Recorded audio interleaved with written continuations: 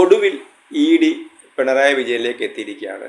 പിണറായി വിജയൻ്റെ തലശ്ശേരിയിലെ വീട്ടിലും തിരുവനന്തപുരത്ത് പാളയത്തെ വീട്ടിലും ബേക്കറി ജംഗ്ഷനിലെ വീട്ടിലും അതുപോലെ തന്നെ മുഹമ്മദ് റിയാസിൻ്റെ വീട്ടിലും അങ്ങനെ 10 കേന്ദ്രങ്ങളിലാണ് ഇപ്പോൾ ED റെയ്ഡ് നടത്തുന്നത്.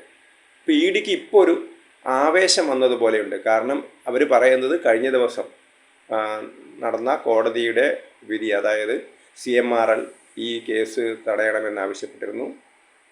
അത് തള്ളിക്കളഞ്ഞു. അപ്പോൾ സ്വാഭാവികമായിട്ടും EDക്ക് കേസുമായിട്ട് മുന്നോട്ട് പോകാനുള്ള സ്വാതന്ത്ര്യം കിട്ടി എന്നാണ് EDയുടെ ഒരു വ്യാഖ്യാനം, അല്ലെങ്കിൽ അങ്ങനെയാണ് മനസ്സിലാക്കേണ്ടത്.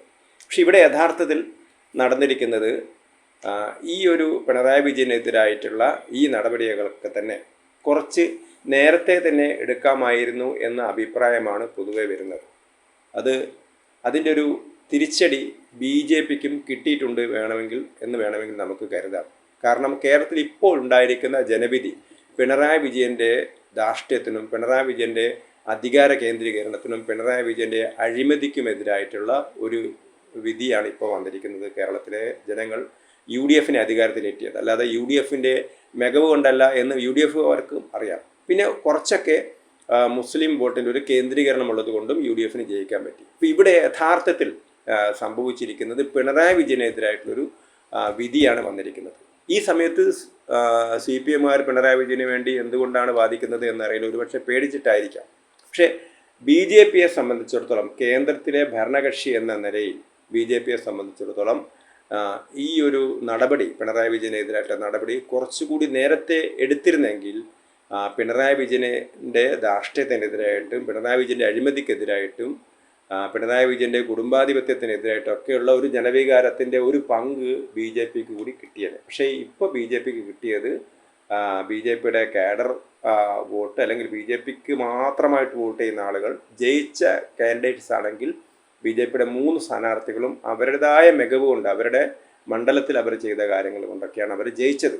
പക്ഷേ പിണറായി വിരുദ്ധ വികാരത്തിൻ്റെ ഒരു പങ്ക് BJPക്ക് കിട്ടണമെങ്കിൽ BJPയും അതിശക്തമായ, കേന്ദ്ര സർക്കാർ അതിശക്തമായിട്ട് ഇക്കാര്യത്തിൽ ഇടപെടേണ്ടിയിരുന്നു. സ്വാഭാവികമായും ജനങ്ങൾ ചിന്തിക്കുന്നുണ്ട്. ഇപ്പം നമുക്കറിയാം, ഇന്ത്യയിലെ പല പ്രതിപക്ഷ രാഷ്ട്രീയ നേതാക്കൾക്കെതിരായിട്ടും ED നടപടിയെടുത്തിട്ടുണ്ട്. അത് ED ആണെങ്കിലും CBI ആണെങ്കിലും അഴിമതി കണ്ട സമയത്തൊക്കെ അവരവിടെ പോയി നടപടിയെടുത്തിട്ടുണ്ട്. നമുക്കറിയാം, അരവിന്ദ് കെജ്രിവാൾ, മനീഷ് സിസോദിയ, അതുപോലുള്ള മന്ത്രിമാർ, ഡൽഹിയിലെ മന്ത്രിമാരൊക്കെ തന്നെ ജയിലിൽ കിടന്നു.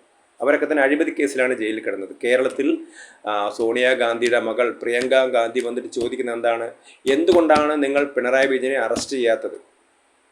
അപ്പം വെറുതെ അങ്ങ് പിണറായി വിജയനെ അറസ്റ്റ് ചെയ്യുമോ, അങ്ങനെ ചെയ്യാൻ പറ്റുമോ എന്നൊരു ചോദ്യം സ്വാഭാവികമായിട്ട് ചോദിക്കാം. പക്ഷേ യഥാർത്ഥത്തിൽ പിണറായി വിജയനെ അറസ്റ്റ് ചെയ്യാമായിരുന്നു, അല്ലെങ്കിൽ വീണ വിജയനെ അറസ്റ്റ് ചെയ്യാമായിരുന്നു. ഇപ്പോൾ ചെയ്തിരിക്കുന്ന നടപടികൾ സാങ്കേതികത്വത്തിൻ്റെ പേരിൽ ഇപ്പോൾ കോടതി വിധി വന്നതുകൊണ്ടാണെന്ന് പറയുന്നുണ്ടെങ്കിൽ പോലും ഇത് 2017-20 നടന്ന കാര്യങ്ങളാണ്. 2017-ൻ്റെയും 20ൻ്റെ ഇടയിലാണ് വീണ വിജയൻ്റെ എക്സാലോജിക് കമ്പനി ആരിൽ നിന്ന് പണം വാങ്ങിയത്? CMRL നിന്ന് പണം വാങ്ങിയത്. അപ്പോൾ അവർ 2 കരാറുണ്ടാക്കുന്നു. ആ കരാറനുസരിച്ച് ഒരു സേവനങ്ങളും കൊടുക്കുന്നില്ല, പക്ഷേ പണം കിട്ടുന്നു.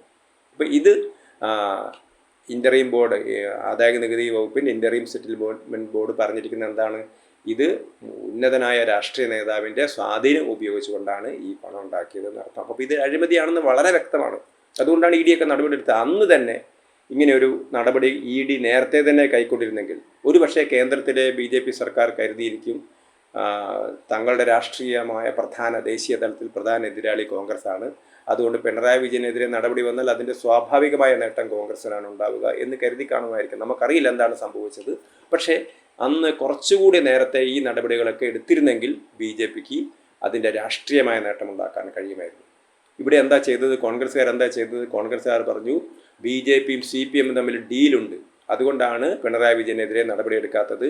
ഇന്ത്യയിലെ മിക്ക പ്രതിപക്ഷ നേതാക്കൾക്കെതിരായിട്ടും, അഴിമതിക്കാരായിട്ടുള്ള പ്രതിപക്ഷ നേതാക്കൾക്കെതിരായിട്ടൊക്കെ നടപടിയെടുത്ത ED പിണറായി വിജയനെതിരെ നടപടിയെടുക്കാത്തത് BJPയും CPMും തമ്മിലുള്ള ഡീലാണ് എന്നവർ പറഞ്ഞു. അപ്പം അങ്ങനെ ഒരു ഡീലില്ലെങ്കിൽ പോലും സാധാരണക്കാരെ സംബന്ധിച്ചിടത്തോളം, ഈവൻ BJP അനുഭാവികളെ പോലും അവരെ കൺഫ്യൂഷനിലാക്കാൻ വേണ്ടി, അല്ലെങ്കിൽ ആശയക്കുഴപ്പത്തിലാക്കാൻ ആർക്ക് കഴിഞ്ഞു? കോൺഗ്രസിൻ്റെ നേതൃത്വത്തിന് കഴിഞ്ഞു. കാരണം അതിന് അവസരം ഉണ്ടാക്കി കൊടുത്തത് ഇത്തരത്തിലൊരു നടപടിയാണ്.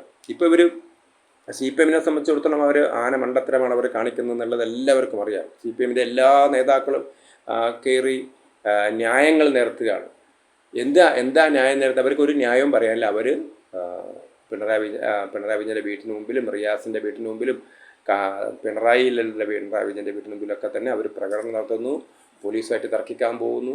അപ്പോൾ അവരുടെ ഒരു കാഡർ മൊബിലൈസേഷൻ നടത്തി പ്രശ്നമുണ്ടാക്കാനാണ് അവർ ശ്രമിക്കുന്നത്.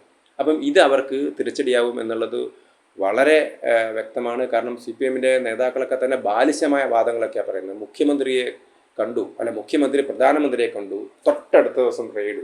അപ്പോൾ എന്തൊക്കെ ബാലിശമായ വാദങ്ങൾ! അതൊന്നും സാധാരണക്കാർ വിശ്വസിക്കില്ല. കാരണം മുഖ്യമന്ത്രി മുൻകൂട്ടി അനുവാദം വാങ്ങി പ്രധാനമന്ത്രിയെ കാണാൻ പോകുന്നു. അതൊരു ആദ്യമായി അധികാരത്തിൽ വന്നൊരു മുഖ്യമന്ത്രി ഒരു പുതിയ മന്ത്രിസഭ വരുന്ന സമയത്ത് സ്വാഭാവികമായും തങ്ങളുടെ പല ആവശ്യങ്ങളുമായിട്ട് കേന്ദ്ര സർക്കാരിനെ കാണുന്നു, പ്രധാനമന്ത്രിയെ കാണുന്നു, അപ്പോയിൻമെൻറ്റ് കിട്ടുന്നു.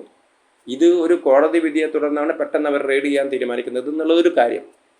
അപ്പം തെറ്റായ വാദങ്ങൾ ഉന്നയിച്ചുകൊണ്ട് CPM സ്വയം പരിഹാസ്യമാവുന്നു. പക്ഷേ ഇവിടെ യഥാർത്ഥത്തിലുള്ള പ്രശ്നം BJP-യെ സംബന്ധിച്ചിടത്തോളം കേന്ദ്ര സർക്കാർ കുറച്ചുകൂടി ജാഗ്രത കാണിച്ചിരുന്നെങ്കിൽ ഇക്കാര്യത്തിൽ നേരത്തെ തന്നെ ഈ അറസ്റ്റും അല്ലെങ്കിൽ പിണറായി വിജയന് നേരെയുള്ള നടപടികളൊക്കെ തന്നെ നേരത്തെ ഉണ്ടായിരുന്നെങ്കിൽ ഒരു കേന്ദ്രത്തിലെ BJP സർക്കാർ പിണറായി വിജയനുമായിട്ടൊരു സോഫ്റ്റ് ആയിട്ടുള്ള അല്ലെങ്കിൽ ഒരു മൃദു സമീപനമാണ് എന്നുള്ളൊരു വിമർശനം അവർക്ക് ഒഴിവാക്കാമായിരുന്നു. കാരണം കേരളത്തിലെ RSS BJP പ്രസ്ഥാനത്തെ ഏറ്റവും അധികം തകർക്കാൻ ശ്രമിച്ചത് 300 പേരെ കൊലപ്പെടുത്തി, നിരവധി പേരെ പരിക്കേൽപ്പിച്ച് ആക്രമണങ്ങളൊക്കെ നടത്തിയത് CPM-ആണ്.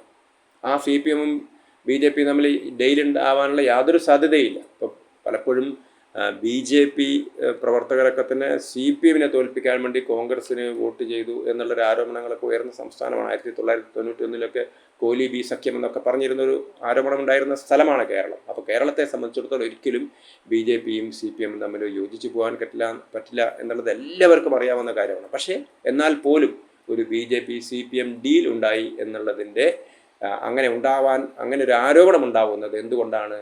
ഈ പിണറായി വിജയനെതിരായിട്ട് ഇത്തരത്തിൽ വലിയ അഴിമതി ആരോപണങ്ങൾ വന്ന സമയത്തൊക്കെ ആ കാര്യത്തിൽ നേരത്തെ തന്നെ ഈ പറഞ്ഞിരുന്ന നടപടികളൊക്കെ തന്നെ ഇതൊരു പക്ഷേ വേണമെങ്കിൽ പറയാം ED ഒരു സ്വതന്ത്ര ഏജൻസിയാണ്, അല്ലെങ്കിൽ CBI സ്വതന്ത്ര ഏജൻസിയാണ്, അതിൽ ഗവൺമെൻറ് ഇടപെടാൻ കഴിയില്ല എന്നൊക്കെ പറയുമായിരിക്കാം. പക്ഷെ എന്നാൽ പോലും ഈ നടപടിക്രമങ്ങളൊക്കെ നേരത്തെ തന്നെ ചെയ്തിരുന്നു. കാരണം 2017 മുതൽ 2020 വരെ നടന്ന കുറ്റകൃത്യങ്ങളുടെ അന്വേഷണം കുറച്ച് മുമ്പെങ്കിലും നടന്നു, അതായത് മിനിമം തെരഞ്ഞെടുപ്പിന് മുമ്പെങ്കിലും നടന്നിരുന്നെങ്കിൽ BJP-ക്ക് കുറച്ചുകൂടി അതിൻ്റെ ഒരു ഗുണം ലഭിച്ചതിന് ഇത്തരത്തിലൊരു തെറ്റായ ആരോപണങ്ങൾ വരാൻ ഉണ്ടായ സാഹചര്യം തന്നെ ഒഴിവാക്കാമായിരുന്നു. അവിടെ ഒരു ജാഗ്രത കുറവ് BJP കേന്ദ്ര നേതൃത്വത്തിനും കേന്ദ്ര സർക്കാരിനും ഉണ്ടായി എന്ന് പറയാതിരിക്കാൻ വയ്യ.